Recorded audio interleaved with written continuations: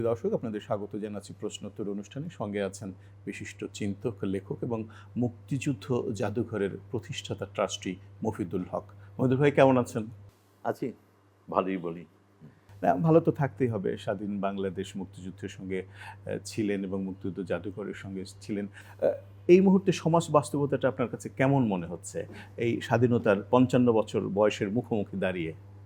একটা তো যখন আমাদের বয়স হয়েছে ৮০ ছুঁই ছুঁই করছি, তো যখন তার মানে হচ্ছে আমরা জীবনে কিন্তু অনেক উত্থান পতন দেখেছি। নিশ্চয়ই। তো সেই উত্থান পতনগুলো এমনই ছিল, পতনও এমন মানে অতলে ছিল, কিন্তু সেখান থেকে তো আবার উত্থানও ঘটেছে। সেই কারণে এখন আর ওই যে উত্থান পতনে খুব বিচলিত বোধ করি না।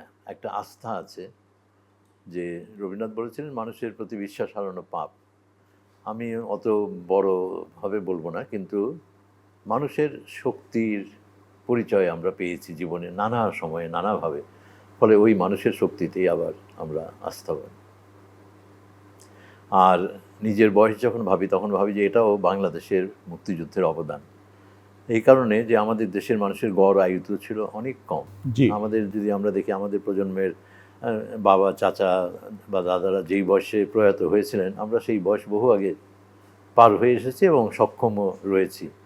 এই সবই কিন্তু স্বাধীন বাংলাদেশের যে নানা কিছুর পরও যে বাংলাদেশের যে অর্জন, বাংলাদেশের যে সক্ষমতার দ্বার অনেক খুলে গিয়েছিল। কৃষকরা বাংলাদেশকে একটা মানে বলা যায় যে খাদ্য ঘাটতি থেকে মুক্তি দিয়েছে। ঘাটতি ফসলের একটা দেশ থেকে ফসলের স্বয়ংসম্পূর্ণ একটা দেশে রূপান্তরিত করেছে। ইতিমধ্যে জনসংখ্যা দ্বিগুণ হয়ে গেছে, কৃষি জমি কমে গেছে। তো এই সবই তো হচ্ছে খুবই বলবো যে বড় রকম একটা অবদান। আর তার ফলে আমাদের গড় আয়ু অনেক বেড়ে গেছে। তো আমরা যে বাড়তি সময়টা বেঁচে আছি, এটা বেঁচে আছি আমাদের অনেক মানুষের আত্মদানের কল্যাণে। রাইট।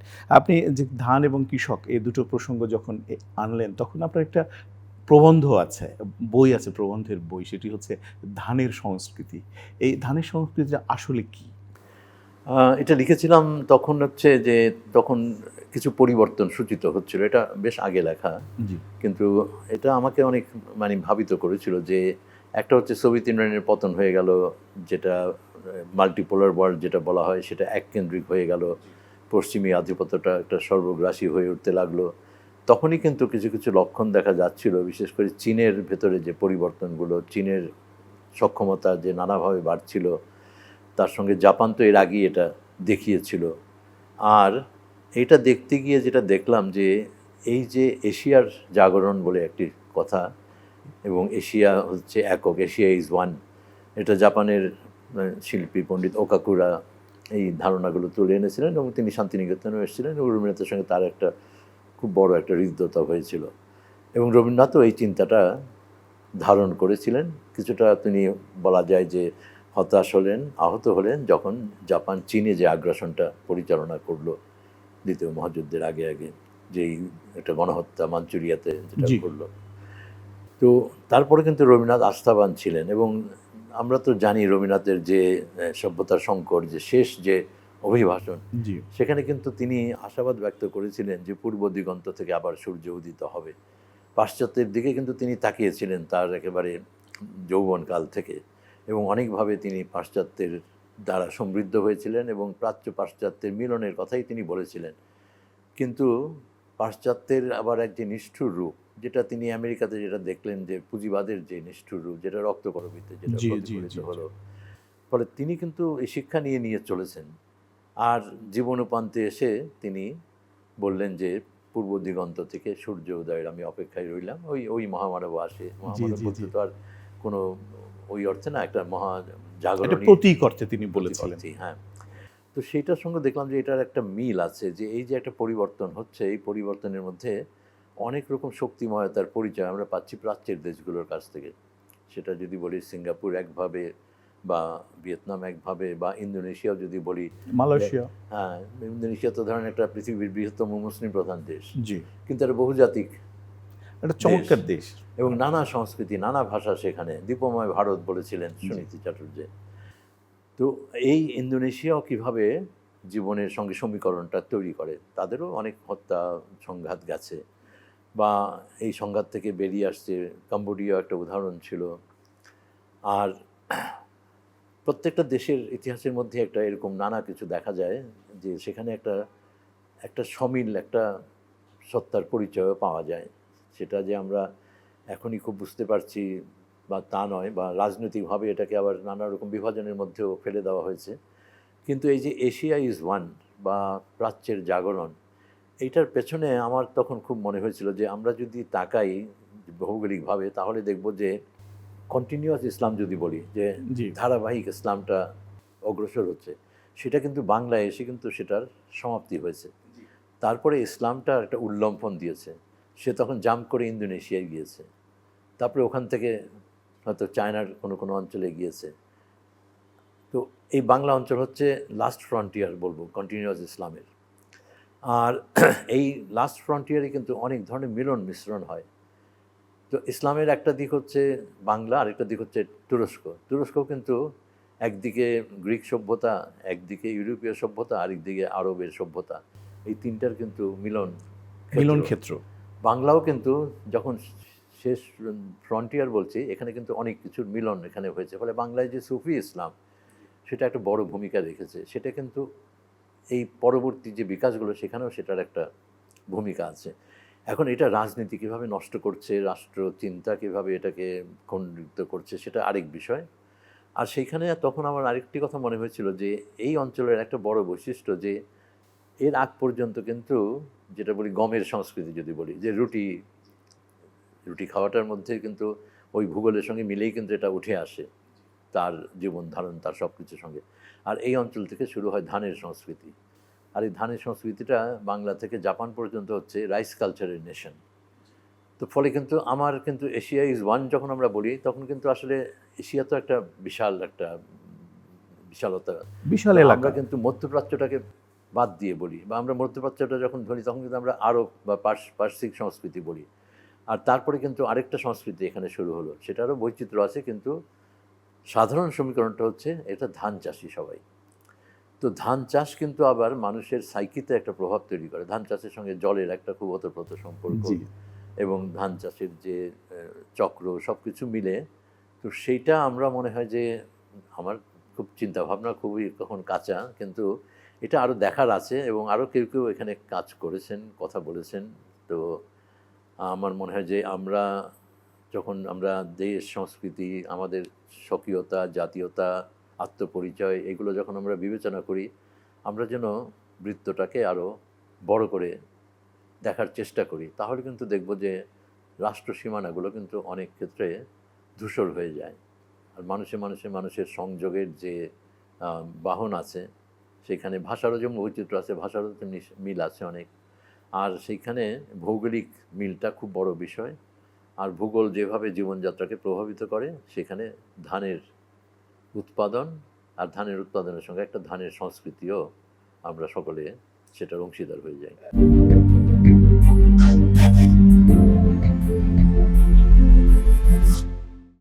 যে ধানটা বাংলাদেশের কৃষকরা করেন, নিশ্চয়ই জাপানিরা হয়তো এইরকম ধান না, হয়তো তারা অন্য কোনো রকম ধান, এবং তাদের কৃষি পদ্ধতিও আলাদা। আপনি এইগুলো কি ওই লেখায় তুলে আনবার চেষ্টা করেছেন? না, আমি অত গভীরে যাইনি, কিন্তু এটা যেটা সহজভাবে মনে হয় যে ধান তো আমাদের এখানে উত্তরবঙ্গের ফসল আর দক্ষিণবঙ্গের ফসলের জি, তফাৎ আছে। আমার তফাৎ আছে। হাওড় অঞ্চলের ফসল আর জি। যদি পূর্ববঙ্গে বলি যে বন্যাপ্রবণ অঞ্চলের জি। ধান, আমার কিন্তু ধানের অনেক বৈচিত্র্য অনেক ছিল। বৈচিত্র্য। আমরা তো বৈচিত্র্যগুলোকে আস্তে আস্তে কমিয়ে এনেছি উচ্চ উৎপাদনশীল, উচ্চ ফলনশীলের দিকে লক্ষ্য রেখে। কিন্তু ওই বৈচিত্র্যটাও রক্ষা করার খুব প্রয়োজন। অনেকেই এখানে এই চেষ্টা করছেন, কাজ করছেন। এটা অন্যান্য দেশেও আছে। তারপরে কিন্তু একটা সাধারণ সমস্যা, কিন্তু একভাবে করে, আমরা একভাবে করি, যে জাপানিরাই কিন্তু 60-এর দশকে এখানে পাওয়ার টিলারটা যখন আসলো, জি। এটা কিন্তু জাপানিদের উদ্ভাবন, যেহেতু ওদের জমিটা খুব কম, আর ট্রাক্টর নিয়ে যে চাষ করা, ওটা জাপানিদের ওখানে এটা খুব, তো ওরা একটা বিকল্প বের করেছিল, সেটা আবার এখানে খুব কাজে দিয়েছে। আবার এখন দেখবেন যে ধানের উৎপাদনের যন্ত্রের ব্যবহার অনেক বেড়েছে নানা রকমভাবে। ফলে উৎপাদন পদ্ধতি কিন্তু খুব পরিবর্তমান, আর আমাদের চাষিরা খুব সৃজনশীল। একদম। তারা কিন্তু নতুন প্রযুক্তিকে খুব সহজে তারা আত্মসাৎ করে নিতে পারে। তো আমার মনে হয় যে আমাদের আসলে অনেকভাবে দেখার আছে। আমি নিজে খুব উপকৃত হয়েছি এই ভাবনাটা দিয়ে। আর আমি যে খুব যেটা নিয়ে যে খুব মানে বড় তাত্ত্বিক কিছু করেছি তা নয়।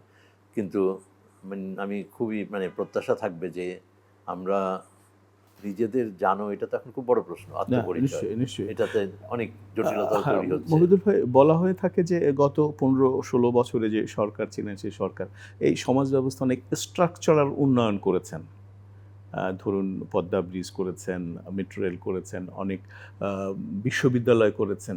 কিন্তু মনস্তাত্ত্বিক জাগরণ, কালচারালি যে জাগরণটা, সেইটার দিকে দৃষ্টি দেয়নি। ফলে আমাদের মনস্তাত্ত্বিকভাবে, মনোজাগতিকভাবে আমরা একটু ভঙ্গুর অবস্থায় পৌঁছেছি।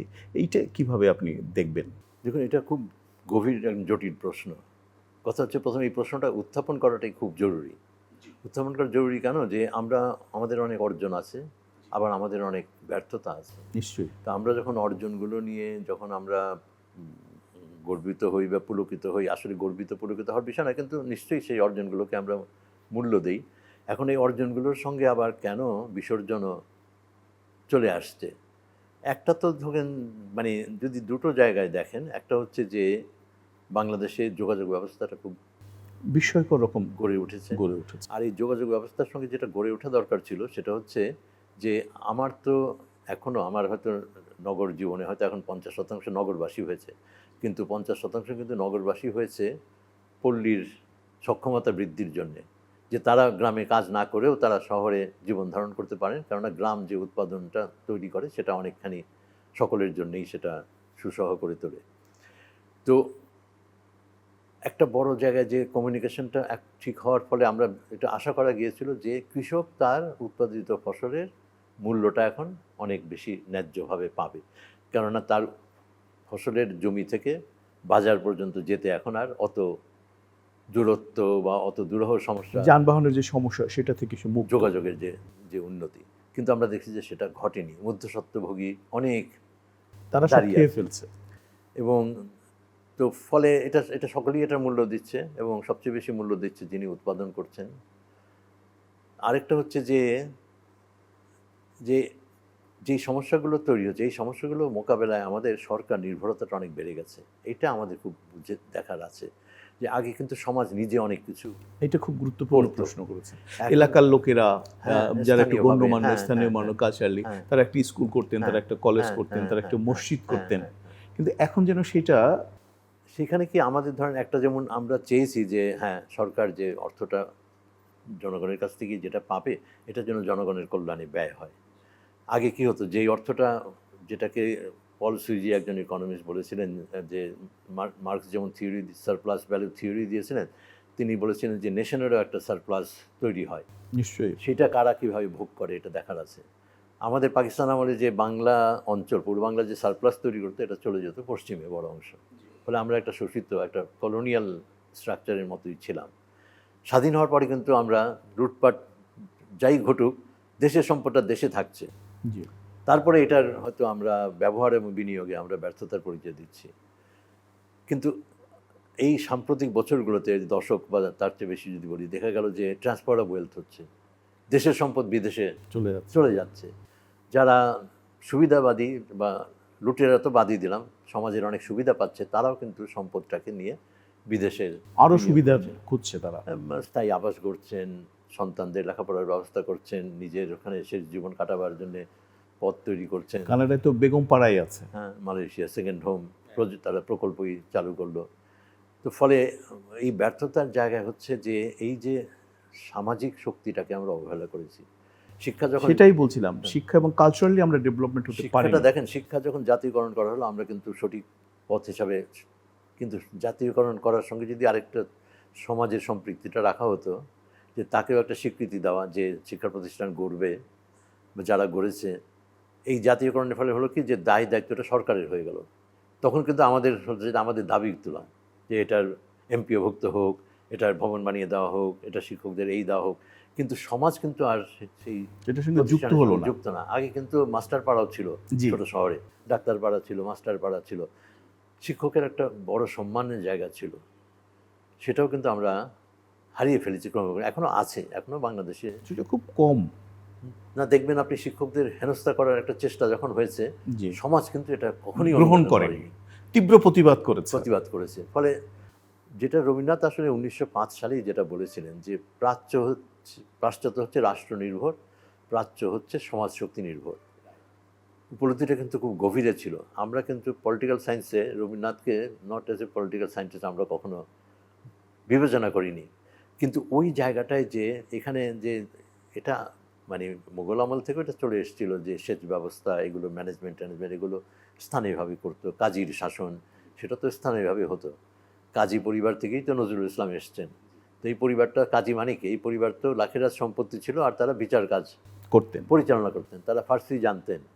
বলা হয় যে কাজীর বাড়ির বিড়ালও ফার্সি জানে। আচ্ছা, তো নজরুল যে ফার্সি জানতেন সেটা কিন্তু অনেকটা প্রাকৃতিকভাবেই, প্রাকৃতিক এবং পারিবারিক দুটো জায়গা থেকে। সেটাই আর কি আমি বলছি যে প্রাকৃতিক তো অন্য অর্থে। তো আমরা ওই সমাজকে আমরা মানে হতবল করেছি, সমাজকে আমরা সমাজ শক্তিটাকে আমরা নষ্ট করে দিয়েছি, সেইটা আমাদের খুব আবার ফিরে পাওয়াটা খুব দরকার। এটি কিভাবে পাওয়া যেতে পারে? একজন চিন্তক হিসেবে আপনি কিভাবে ভাবেন যে আমাদের সমাজটার যে রিকনস্ট্রাকশন হয়েছে এটা নতুন করে কিভাবে করা যায় মূল স্রোতে, মুক্ত বুদ্ধি, মুক্তিযুদ্ধ এবং একই সঙ্গে আমাদের বাঙালি সংস্কৃতির মধ্যে আমরা কিভাবে প্রবাহিত হতে পারি? দেখুন, আপনি কিন্তু উত্তরটা দিয়ে দিলেন যখন আপনি এই যে মুক্ত কথাটা উচ্চারণ করলেন। মুক্ত বুদ্ধির চর্চা, মুক্তভাবে নিজের বিকাশের পথ করা, মুক্তভাবে সমষ্টিগতভাবে চিন্তা করা, এটার কিন্তু সুযোগটা বাংলাদেশে কীভাবে তৈরি হয়েছে দেখেন। আমরা নাই করে শিক্ষার বিস্তার হয়েছে। আমার এখন 100% ছেলে মেয়ে, খুব হার্ড টু রিচ চর অঞ্চল বা পাহাড়ি অঞ্চলটা বাদ দিলে আমার প্রায় ছেলেমেয়েরা সর্বাংশে বিদ্যালয়ে যাচ্ছে। বিদ্যালয়গুলোর কিন্তু কাঠামো অনেক উন্নত হয়েছে। গ্রামে গেলে, আমি তো বছর 15 আগে ভিয়েতনামে গিয়ে আমার মনে হয়েছিল যে কি অসাধারণ দৃশ্য, যে সকালবেলা ছেলেমেয়েরা চমৎকার ধবধবে সাদা পোশাক পরে সাইকেল চালিয়ে দলে দলে তারা স্কুলে যাচ্ছে। আর ভিয়েতনামের মেয়েরা ওই তাদের লং ড্রেস টেলকোটের মতো দেখি আমার। এখন তো আমার দেশেও কিন্তু সকালে গেলে আপনি দেখবেন যে এই ছেলেমেয়েরা বই খাতা হাতে নিয়ে স্কুলে যাচ্ছে। আমি তো বলি যে একদিকে তারা সৌভাগ্যবান শহরের স্কুলের চাইতে। শহরের স্কুলের মায়েরা কিন্তু ওই যদি রিক্সায়ও নেয়, ওটা খাঁচার মতো একটা রিক্সা আছে, ওইটার মধ্যে ঢুকিয়ে খাঁচা আটকিয়ে তারপরে তাকে নিয়ে নামানো হয়, সে স্কুলে প্রবেশ করে। কিন্তু ওই ছেলেটা মেয়েটা কিন্তু গ্রামের ছেলে মেয়েটা কিন্তু এই মাটির পথ বেয়ে যাচ্ছে, এই পায়ে চলা পথ দিয়ে সে যাচ্ছে, সে ধানের শীষের ডোলা দেখছে, সে অঘ্রাণে সে আমের বোলের সুবাস পাচ্ছে। তার যাত্রা সে ওই ডানকিনি মাছ কিলবিল করে জসিমউদ্দিনের কবিতার মতো খাল নালার মধ্যেও বাংলার যে অসাধারণ যে প্রকৃতি, তার সঙ্গে তার একটা কিন্তু সম্পর্ক গড়ে ওঠে। গ্রামের স্কুলে আমি দেখেছি খেলার মাঠ আছে, জি, শহরের স্কুলে কোনো খেলার মাঠ নাই। শহরে কি আছে, বিনোদন কি, ওই সে যাও বা মার্কেটগুলোতে যাও, সেখানে একটা প্লাস্টিকের কর্নার করা আছে, প্লাস্টিকের বল আছে, প্লাস্টিকের আছে, ওখানে তুমি বাচ্চাদের ছেড়ে দাও, তারা ওইখানে গড়াগড়ি খাচ্ছে, মানে খাঁচার ভেতরে খাঁচা। হ্যাঁ। এবং সেইখানে আমি বলবো যে ইতিবাচক দিক হচ্ছে যে এই এনরোলমেন্ট, এখন এই এনরোলমেন্টটা আমি যথাযথভাবে ব্যবহার করতে পারছি না। শতভাগ ছেলে মেয়ে আমার কাছে আসছে, ক্লাস 5 পর্যন্ত তারা পড়ছে, ক্লাস 8-এর আগে মেয়েরা ঝরে যায়। এই ঝরে যাওয়াটা আমি রোধ করতে পারছি না, এবং এই ঝরে যাওয়াটা বাড়ছে আমার ইদানিং। এটা খুবই বড় একটা ইন্ডিকেটর, যেটা অবশ্যই আমাদের বিবেচনা নিতে হবে। আরেকটা হচ্ছে যে আমি যেন, এটা সরকারের চেষ্টা যে 8 পর্যন্ত পড়াশোনা করবে, তারপরে সেজন্য একটা কন্টিনিউয়াস এডুকেশন পায়। আমি তো খুবই সম্মান এবং শ্রদ্ধা করি আবেদ ভাইকে, ফজলে হাসান আবেদ। তিনি কিন্তু এই জায়গাটায় অনেক চিন্তা করেছেন, অনেক ইনভেস্টমেন্ট করেছেন, অনেক কাজ করেছেন। সেটা এখন বিস্তারিত বলার না, কিন্তু ওখান থেকে অনেক আমাদের বোঝার আছে, এবং কমিউনিটিকে সম্পৃক্ত করে কী করে স্কুল করা যায়, এইটাই হওয়া উচিত চিন্তা। অবশ্যই কমিউনিটি সবই তো হয় কমিউনিটির জন্য, সেই কমিউনিটিকে বাদ দিয়ে কিছু করলে তার হয় না। এখন তো কমিউনিটির সঙ্গে স্কুলের আর সম্পর্ক নাই। যেটা আছে সেটা হচ্ছে কমিউনিটি ইলেকশন করে, তখন দেখবেন যে বড় বড় স্কুল ইলেকশনে পোস্টারে রাস্তা ভরে যায়। ভিকারুন্নাসের ইলেকশনে তো কেন, এটা একজন অভিভাবক কেন ইলেকশন করার জন্য সে লক্ষ টাকা, একটা ব্যবসা আছে অন্তরালে, তাই হ্যাঁ হয়তো হ্যাঁ সম্মান, ব্যবসা, অনেক কিছুর মিলন মিশ্রণ আছে। টিকটকের ছোট ছোট রিল, এর মধ্যে পারিবারিক নানা রকমের হাস্যকর উপাদান করে এক ধরনের ইনকামের নামে বা আয়ের নামে একটা সমাজকে কলুষিত করা হচ্ছে। একটু বড়োভাবে যদি আমরা দেখি যে এই সমস্যাটা কিন্তু পৃথিবীর সব দেশেই, যার যার মতো করে। জি। যে কারণে এখন কিন্তু অনেক রকম মানে এটা প্রতিরোধ করার জন্য কি ব্যবস্থা সেটা কিন্তু অনেক রকম পদক্ষেপের কথা বলা হয়। চিন্তা একটা করছে হচ্ছে যে মেটা বলি বা তাদেরকে কিন্তু দায়বদ্ধ করা হয়েছে, তারাও একটা অনেকগুলো পদক্ষেপ নিয়েছে। আমরা ধরে নেই যে অনলাইন প্ল্যাটফর্ম হচ্ছে যার যা খুশি করার, সেইটা এটা হওয়া উচিত পৃথিবীর না। কোনো দেশে এটা অ্যালাউ করে না। এবং যেই হিংসাটা যেভাবে প্রচারিত করা হয়, অপরকে হেয় করার জন্য যেভাবে করা হয়, নারীদের হেয় করার জন্য যেভাবে, এবং এআই এসে তো মিথ্যাচার বা মানে বিকৃত ছবি এই সব কিছুর একটা যেন একটা মহোৎসব চলছে আমাদের এইখানে। আমাদের বলতে হবে না, এটা কোনো সমাজ এটা অ্যালাউ করে না। 16 বছরের নিচে অস্ট্রেলিয়া তো সেদিন আইন করলো যে সে কেউ স্মার্টফোন বা সে ডিজিটাল অ্যাক্সেস সে পাবে না।